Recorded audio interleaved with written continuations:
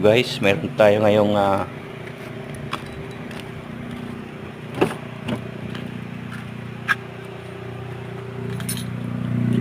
Trailblazer Chevrolet. Biglang ayaw mag-start, nag-stop over lang yung customer.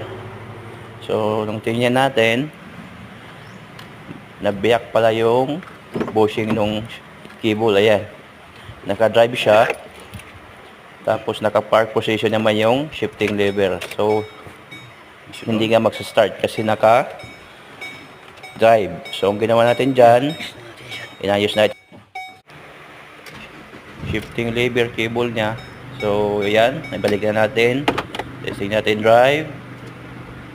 So ayan, gumagalaw na siya, reverse, ayan, gumagalaw na rin siya. So ibalik natin siya sa ating position at nag-start na siya.